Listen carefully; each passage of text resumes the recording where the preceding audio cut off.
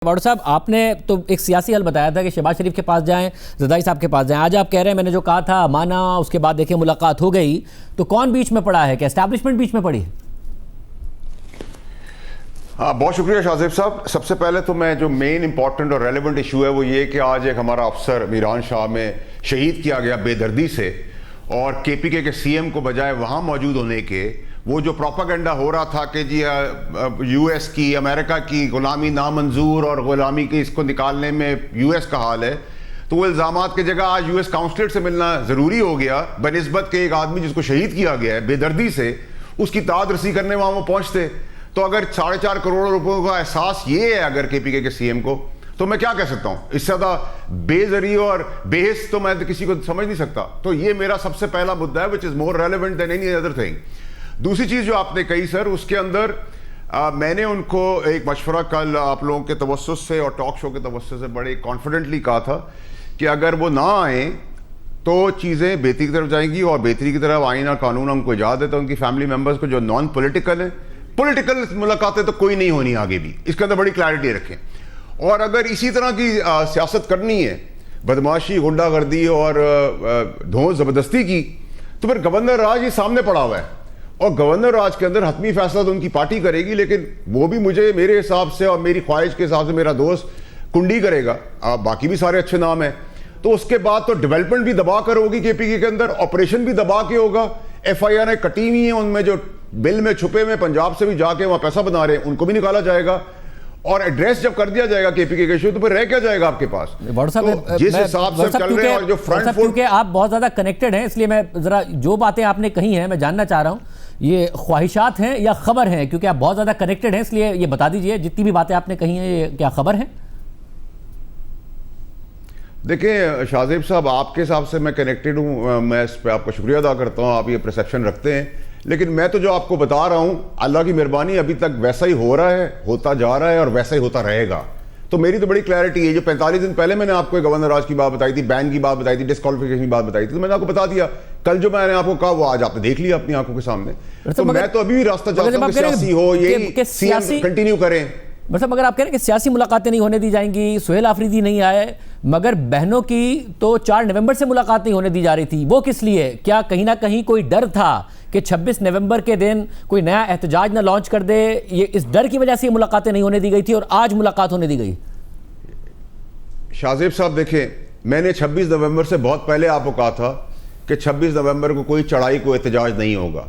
पूरा पाकिस्तान एक तरफ एनालिसिस करके बैठा हुआ था और मेरा अकेले का ये जवाब आया था कि नहीं होगा। जब सीएम केपीके बनने वाले थे, पूरे पाकिस्तान का था वो नहीं बनेंगे, मैंने आपसे कहा था वो बनेंगे। तो मेरी तो बड़ी क्लैरिटी है इसके अंदर। मैं तो सियासी हल चाहता हूं सबके लिए कि मुस्बत काम हो, सीएम अपना कंटिन्यू करे, गवर्नर अपना काम करे और सूबे की खिदमत हो, और वही रास्ता बनाए सियासी तौर पर बाकी चीज़ों का भी। लेकिन जो मुझे आज लग रहा है, क्योंकि अगर आज ये भी बहन जाती है, मेरे लिए काबिल इज्जत है खान साहब की बहनें, लेकिन आज भी जाके अगर वो बाहर आके ये बताती हैं कि तसलसल उसी लड़ाई का है और आप गवर्नमेंट के ऊपर कोई अटैक नहीं कर रहे, किसी और चीज़ के ऊपर कोई मुस्बत बात नहीं कर रहे, लेकिन आपने फील्ड मार्शल, आर्मी और वही बदनामी और वही फ्रंट फुट पे बात करनी है, तो ना फ्रंट रहेगा ना फुट रहेगा, ये भी क्लियर रखें। और अगर सियासी पैगामात इसी तरह से आते रहे तो ये भी सियासी मीटिंग के जुमरे में आ जाएगा, तो यहां भी बंदिशें लग जाएंगी।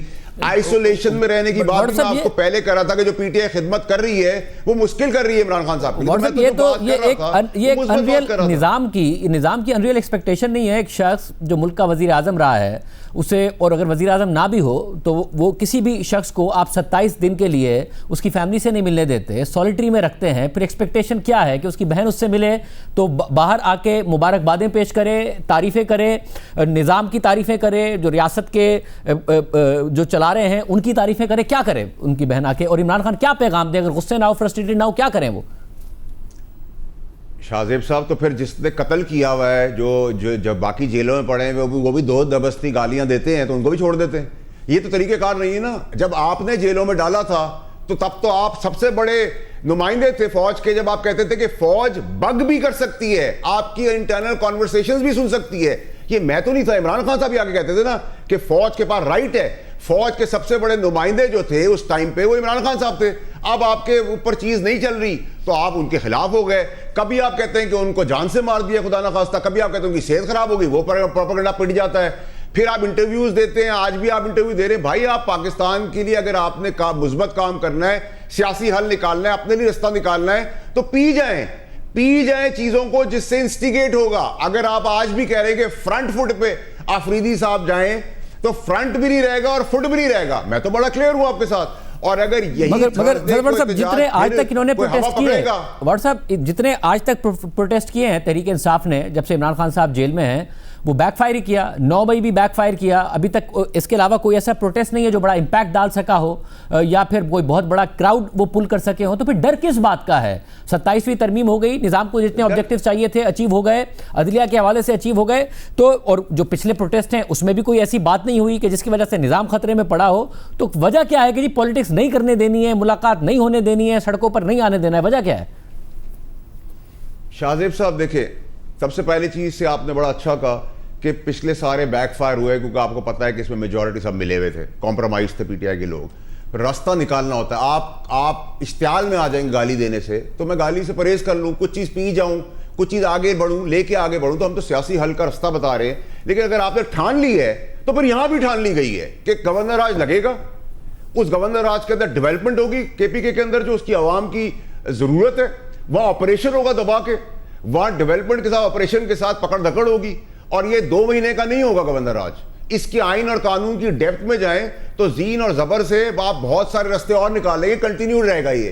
तो फिर आपको हासिल रसूख क्या होगा? अगर सूबे को रोटी कपड़ा मिल जाता है, डेवलपमेंट मिल जाती है, सुकून मिल जाता है, अमन मिल जाता है, तो सब भूल जाएंगे, तो आप सियासत से भी आउट हो गए। तो फायदा क्या है आपका इस चीज है? और जो आप बड़े बड़े दावे कर रहे हैं, 4.5 करोड़ लोगों की बातें कर रहे हैं, उसका 10% 45 लाख लोग होते हैं, उसका 10% 4.5 लाख होते हैं, उसका 10% 45,000 होते हैं, उसका 10% 450 लोग होते हैं। आप 4,500 आदमी भी नहीं ला सके, आप 450 आदमी भी नहीं ला पा रहे, तो आप 0.01% पे खड़े हुए हैं और आप फिर फ्रंट फुट की इश्तियाल वाली बातें करेंगे, तो निजाम आपको इजाजत देगा क्या? आप ये जो आपके स्टूडियो में आप खैबर पख्तूनख्वा के हवाले से डेवलपमेंट और ये सारी बातें कर रहे हैं, ये महज धमकी है या हिकमत अमली है? असल में इस बारे में सोचा जा रहा है किस तरीके से आगे चले? देखिए शाहजेब साहब, दीवार पे सर मारेंगे, दीवार में सर ही फटना है। ये हिकमत अमली है, इट्स ऑन द कार्ड। ये यहां पड़ा हुआ है, ये यहां पड़ा हुआ है गवर्नर राज। ठीक है, अगर आपको समझा रहे हैं कि सियासत करो, रास्ता निकालो, सियासत करो, रास्ता निकालो, रिस्पॉन्सिबिलिटी लो, रिस्पॉन्सिबल बनो, तो गलत बात कर रहे हैं आप। वहीं आज भी कोई फैज के बारे में बात नहीं हो रही, आज भी कोई जायचे और तावीज़ों की बात नहीं हो रही, आज भी उमर चीमा की बात नहीं हो रही, जास चौधरी की बात नहीं हो रही, जो खातून है हमारी जिनको कैंसर है उनकी बात नहीं हो रही, महमूद रशीद की बात नहीं हो रही। सिर्फ जायचों तक आपने रहना है, तो फिर ये तो सर कहीं कहीं का नहीं था। यही वो रीजन था जब मैं निकाला गया, यही वो चीजें थी कि नहीं हम चाहते थे कि ये लड़ाई आप एक उस जगह पे करें जो आपका डिफेंस सिस्टम है। आपने करना है, डिसएग्री टू अग्री करें, किसी आजादी दुश्मनी नहीं। आपको नहीं पसंद की सियासत, आप बिल्कुल डिसएग्री करें, लेकिन आप जोर जबरदस्ती और ये पैगाम ला के देना कि फ्रंट फुट इश्तियाल, तो ना फ्रंट रहेगा ना फुट रहेगा।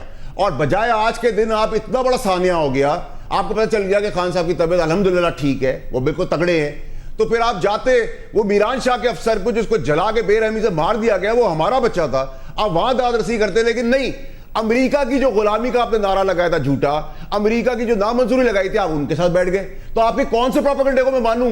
कहां सच है, कहां झूठ है? कहां फौज के नुमाइंदे थे इमरान खान साहब, कहां फौज के बारे में बोलते थे कि बक कर लो, टेप करो, ये भी जायज है। आज सब चीज नाजायज हो गई, मैं कौन सी बात आपकी मानूं? बहुत शुक्रिया फैसल वाडा साहब की गुफ्तगू आपने सुनी। नाज़रीन को बताएं कि हमने तहरीक इंसाफ के मुतअद्दिद रहनुमाओं को प्रोग्राम में आने की दावत दी है ताकि वो अपना मौक़िफ़ सामने रखें, लेकिन कोई नहीं आया है।